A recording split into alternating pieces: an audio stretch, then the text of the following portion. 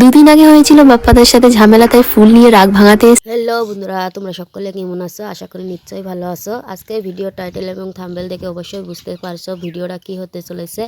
বন্ধুরা, আজকে হতে চলেছে তোমাদের সকল প্রিয় প্রতিমা এবং বাপ্পাদাকে নিয়ে।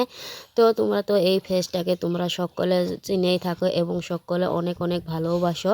তো আজকে তার জন্য ভাবলাম যে আজকে এই ভিডিওটা আমি তোমাদের সামনে তুলে ধরি।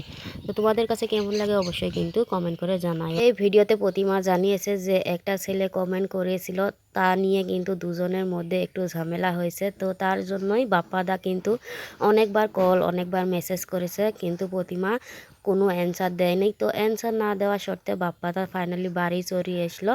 তো বাড়ি আসার পর যা কিছু তোমাদের সামনে তো অবশ্যই আমি তুলে ধরেছি এবং তোমরা দেখতে পারছো একটা ফুলের তোড়া নিয়ে এসেছে রাগ ভাঙানোর জন্য, কিন্তু প্রতিমা দিয়ে একটু মানে রাগটা ভাঙতেই চাচ্ছে না। তো বাপ্পাদা কিন্তু অনেক সুন্দর এবং অনেক মিষ্টি করে রাগটা ভাঙিয়ে নিল ফাইনালি।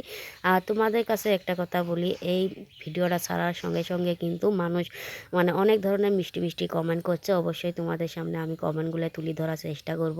অনেক সুন্দর 2-3টে কমেন্ট আমি পড়তে চলেছি। তো 1 নম্বর হবে নেক্সে বড়ই ভাগ্যবতী তুমি প্রতিমা দি। তো আরেকটা হতে চলেছে যে বাপ্পাদা তোমাকে কিস করে ফেললো, আমরা দেখে ফেলেছি। আর 2 নম্বরটা হবে নেক্সট যে যেটাই বলে না কেন তুমি তোমার মতো এগিয়ে যাও, কারো কথায় মানে কোনো কান না দিয়ে।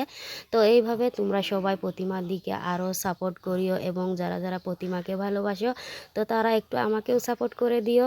তো আজকে ভিডিওটা কেমন হলো তোমাদের কাছে অবশ্যই কিন্তু কমেন্ট করে জানাতে পারো। আর এই রকম মস্তি তো দেখতে কার নয় ভালো লাগে। তো ছোটো ভাই বোন এবং সবাইকে মানে এইরকম ভাঞ্জে মস্তি করতে অনেকটাই কিন্তু বেশ ভালো লাগে। তো তোমাদের কাছে কেমন লাগলো অবশ্যই কিন্তু কমেন্ট করে জানাও।